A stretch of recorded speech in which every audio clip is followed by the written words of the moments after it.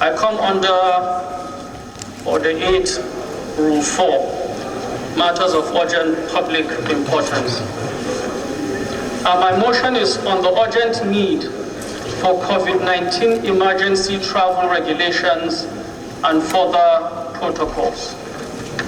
Basically, talking about sanctions, restrictions, or regulations on travel policy in and out of Nigeria because of coronavirus. The House, aware that the World Health Organization has declared COVID-19, also called coronavirus, a worldwide pandemic, a public health emergency of grave international concern, recalls that Nigeria's COVID-19 index case patient was reported in February 2020. Due to the exceptional work led by Nigerian Center for Disease Control, Immigration Services, Federal and Lagos State Ministries of Health, the deadly cycle of transmission was contained. Also aware that Nigerian medical practitioners, health and orientation agencies have performed very well in the face of this pandemic. Learned that from America to Europe, North Africa to the Balkans, other countries have gone a step forward by regulating and banning entry for visitors from frontline COVID-19 countries, setting up emergency regulations not only for land, air and sea borders, but internal regulations to cover institutions such as schools, agencies, and non-essential workers coming from home. Informed that 15 African countries have officially reported their COVID-19 index cases. Of note is 5 West African countries of Ghana, Togo, Senegal, Burkina Faso, and Ivory Coast, who enjoy free movement through our land borders. Further aware that primary responsibility of any government is protection of life and property. Alarmed that no travel regulations have been put in place to control entry, especially from high-risk countries. Further alarmed that no protocols are being put in place in case there is need to shut down work and business premises. Accordingly resolves to urge the federal government and Foreign Affairs Ministry to immediately apply an emergency status on all Nigerian embassies and consular posts. No fresh visas shall be processed from any country with COVID-19 circulation unless on essential grounds. Urge Ministry of Health, Immigration Services, and Nigerian Center for Disease Control to urgently develop COVID-19 emergency regulations at every port of entry and border crossing. Urge the federal government to introduce emergency protocols in case there is need to shut down business premises. Thank you very much. Mr. Speaker, preventive measures that I'm talking about includes regulations of gatherings, regulations on travels. Fortunately, NYSC has been suspended, which is a commendable act by the government in order to curb the spread of coronavirus. The airline operators of Nigeria yesterday gave a recommendation after their sitting that the federal government should limit entry into Nigeria via air to only 2 locations, Lagos and Abuja. This is basically to ensure so that the nation can curb and manage the spread of coronavirus. Now, this is an advice that the nation can evaluate and see if fit to implement. Protocols that need to be put in place in case business premises are shut down. Other nations have shut down offices, schools, and business offices. Now, what protocols do we have in place when such or if such happens in Nigeria? there should be an awareness campaign currently going on so that people can actually envisage that there might be a possibility of closing business premises. And when these business premises are closed, what are we going to do to ensure work carries on at least to a reasonable degree? If schools are closed down, how are we going to manage the situation when it comes to things like homeschooling and things like that? Palliative measures are measures that have been introduced by various governments across the world.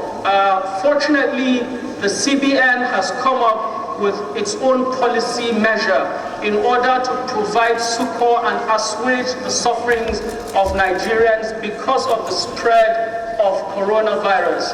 Palliative measures such as the reduction in the interest rate, extension of moratorium, and the 50 billion naira credit targeted at specific sectors. Now, this is highly commendable, but more needs to be done to ensure that succor is provided to the nation.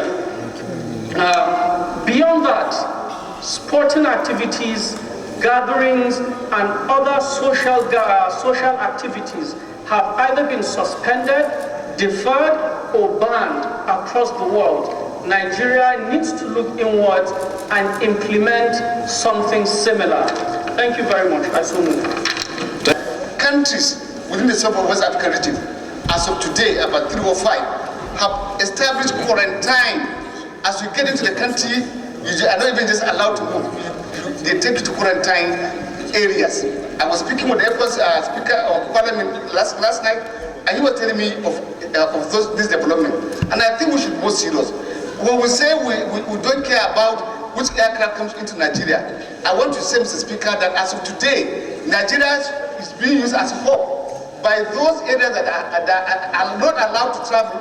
They come to Nigeria to fly through Nigeria. It's a very serious matter. We have to stop certain airlines from flying into this country. It's very important. And then possibly to establish quarantine centers immediately. Thank you very much, sir. Okay, yes.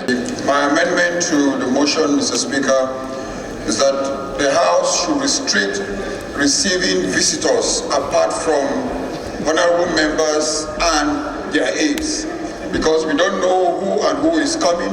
So there should be a restriction on, we should ban receiving visitors for now. So Honorable Bagoson says if you add visitors, we are looking at probably another 1,000, so you are looking at about 3,000. So Honorable Bagoson's amendment is that for now, we should stop visitors, because a lot of these visitors have no business coming here. They're just coming to hang out and socialize and beg for one thing or the other. So his motion is that we stop visitors for now, ban visitors from coming into the national assembly. We're currently in an emergency situation all over the world because of the coronavirus pandemic. Other nations have taken measures to curb and limit the spread of coronavirus. One of those measures is by restricting or regulating travel into their countries and out of their countries. So many people across the country have also clamored for Nigeria to do something similar in order to limit or curb the spread of coronavirus. Basically, it's as a result of that this motion was initiated and also presented on the floor of the Assembly earlier today. It's talking about restricting or regulating air travel. That's the first part of it. Then the second part of it is talking about protocols in case there is need to shut down business premises, institutions, schools, and other agencies in the future. This is similar to things we've seen in other countries where offices are shut down, markets are closed, schools are closed, and things like that. What protocols are going to be put in place so that when this hits Nigeria, if it hits Nigeria, we will not be taken unawares and will be on top of our game.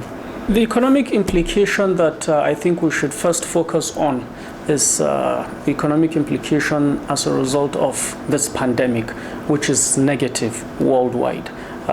Beyond that, what needs to be done?